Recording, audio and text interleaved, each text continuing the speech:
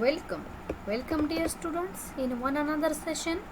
Myself Darshana Sandeep Shinde from KK Institute of Pharmacy Chandori Nashik. Today is our session on pharmacokinetics, pharmacodynamics and various parts, various properties of pharmacokinetics. Let's start our session.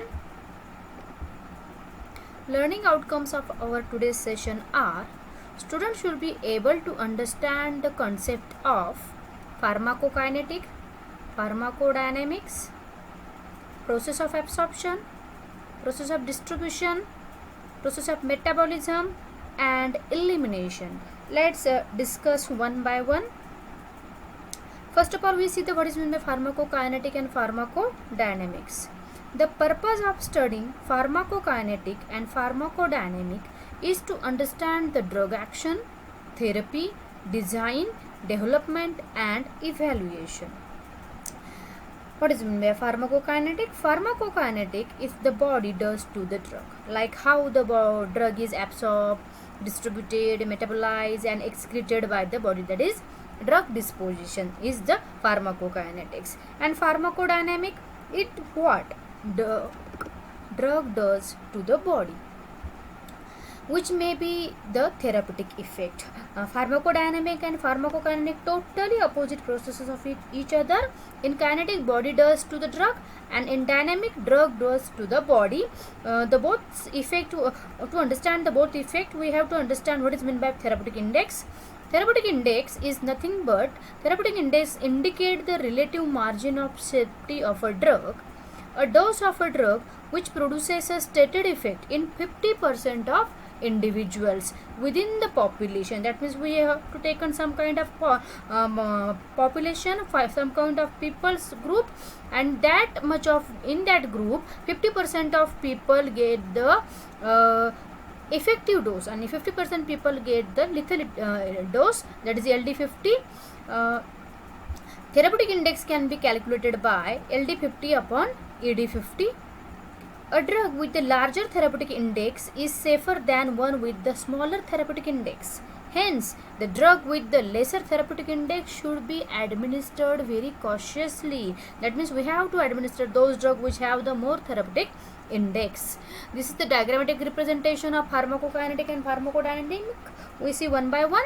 First of all, when we take the drug dosage inside of our body, it undergoes the firstly absorption, then distributed in all over the body, and then it goes for the metabolism. After metabolism, it again distributed and lastly excreted throughout our body. This is the four properties of absorption, distribution, metabolism and excretion of pharmacokinetic. Then next one is a pharmacodynamic. In a pharmacodynamic, there is a concentration at the site of action and its mechanism is involved, which we got from the distribution and vice versa, and from that site of action or mechanism we get the proper therapeutic effect, and from this therapeutic effect we have some side effect, or we maybe say that this side effect because of the site of concentration of drug available. After that, we see the what is meant by pharmacokinetics in detail. Refers to body does to the drug, or it is defined as the study of time course of the drug absorption, distribution, metabolism and excretion. There are four pharmacokinetic properties are determined, that means absorption, distribution, metabolism and excretion are determined: the speed of onset of drug action, intensity of drug effect, duration of drug action. Then when drug firstly goes inside our body, absorption, then it get distributed and then it get metabolized in our body and lastly excreted or eliminated throughout our body. Firstly, we see the what is meant by pharma absorption. Drug absorption from the site of the administration permit the entry of the therapeutic agent to the plasma. Then distribution, then the drug reversibly leaves the bloodstream and distributed into the intestinal and intracellular fluid. Then metabolism, then the drug by the biotransform by the metabolism in liver or other tissue where it goes metabolized. And last one is elimination. Finally, the drug and its metabolites are eliminated from the body in the urine, bile and feces forms.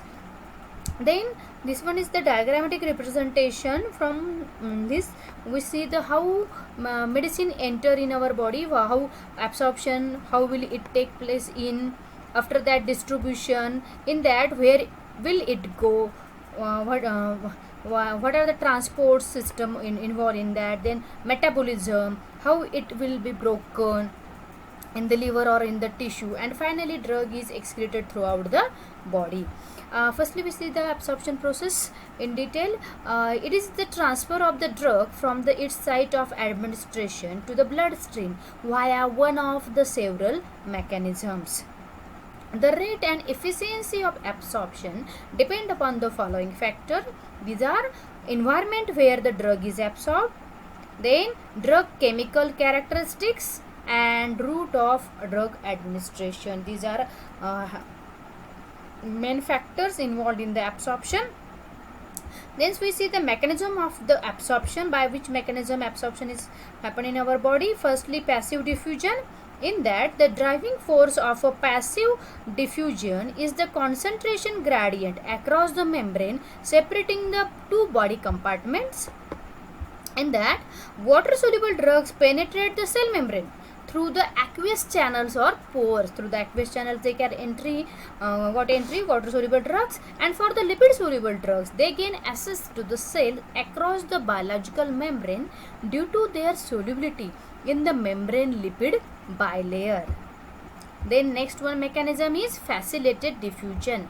In the facilitated diffusion, it can be facilitated with some kind of material, that is drug enters through the specialized transmembrane carrier protein that facilitate the passage of a large molecule.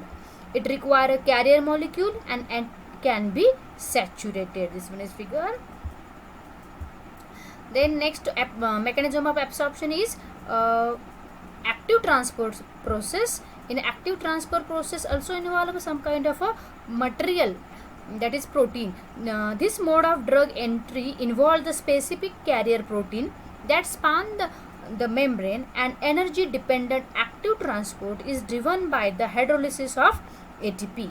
It is capable of moving the drug against the concentration gradient, that is from the low concentration to the high concentration. By this way, active transport can be carried out.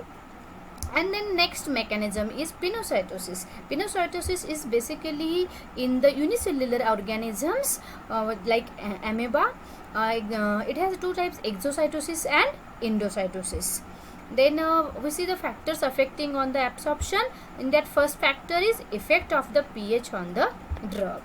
What effect of pH? The most drugs are either weak acids or the weak bases. Acid drugs rapidly absorb from the stomach. Example of its salicylates, barbiturates are easily absorbed from the stomach. On the contrast, basic drugs are absorbed from the intestine. The next factor is blood flow to the site of absorption. Because of the blood flow to the intestine is greater than that of the stomach, the drug from the intestines are more favored for the absorption. Then total surface area available for the absorption. If the surface area is greater, then absorption will be greater. With the reference reach in the brush border microvilli, in the intestine has a surface area of about 1000-fold of that is the stomach. Absorption of the drug across the intestine. The next one factor is contact time at the absorption surface. In that, if the drug moves across the GI tract very quickly, as can be happen with the severe, is not well absorbed. And last one is the expression of the P-glycoprotein. In that, the P-glycoprotein is a multi-drug transporter protein responsible for the various molecules including the drug. These are the factors affecting on the absorption. Next one we see the distribution. In that distribution, the process of a drug reversibly leave a blood stream and enter the interstitium, that is extracellular fluid, and then cells of the tissue. And this can be happen by the three processes or three ways. The first one is a blood flow. In that, the rate of the blood flow to the different tissue capillaries varies widely as a result of the unequal distribution of the cardiac output to the various organs. The blood flow to the brain, liver, kidney is greater compared to that of the adipose tissue. Then next one mechanism of distribution is capillary permeability. In that, in the liver and the spleen, a large part of the basement membrane is exposed due to the discontinuous capillaries through which a plasma protein can pass. While in case of a brain, the capillary continues that constitutes the blood brain. So, to enter the brain, drug must be passed to the endothelial cells of the capillaries or be the actively transported. Lipid soluble drugs can be readily penetrate the CNS because they can dissolve in the membrane of the endothelial cells. Then third mechanism or third channel of distribution is binding of a drug to the plasma protein and tissue. It involves the two parts. First one is binding to the plasma protein. In that, reversible binding to the plasma protein sequesters drug into the non-diffusible form, slows their transfer out of the vascular compartment. Plasma albumin is a major drug binding, may act as a drug reservoir. And second one is binding to the tissue protein. In that, the numerous drugs accumulate in the tissue to the higher concentration of the drug in that of the ECF and the blood. Drug may be accumulate as a result of binding. Then next one mechanism, that is the metabolism. This is the somewhat diagrammatic representation of the metabolism. When in that metabolism, drug firstly entered to the stomach. In that the metabolism start in the liver or tissue, and finally when the metabolism is completed, drug is excreted throughout the feces. Then to understand the metabolism, we have to understand some phenomenon. In that, bioavailability is that of the drug to the reaches to the systemic circulation. It is important for the circulate the intravenous route of administration. And next phenomenon is bioequivalence. In the bioequivalence, these are the two related drug preparations are bioequivalent if they shows a comparable bioavailability and similar time to reach the peak blood concentrations. Then last method, that is, or last property, that is the elimination. We see the channels of excretion. In that first channel of excretion, that is the kidney. The most important route of elimination of the drug from the body, that is the kidney. It involves the three processes. Amongst them, first one is glomerular filtration, active tubular secretion, and passive reabsorption. Those three systems, our kidney get excreted the drug. Second one is lung. Lungs are related to the excretion of the various gaseous inhalants. The volatile general anesthetics are excreted by the lungs. Then the next one channel of excretion, that is intestine. The purgatives like cascara sagrada, senna are partly excreted in the intestine after the desired action on the large intestine. Example of its heavy metal. The next one channel of excretion is skin. The metabolites like arsenic and lead are eliminated by the skin in a minute quantities. The arsenic get deposited in the hair follicle. Then next one channel of distribution, saliva and milk. Antibiotics are deposited in the milk, and also drug like the morphine, thiouracil compounds and sulfonamides are excreted in the milk. And last channel of excretion, that is bile.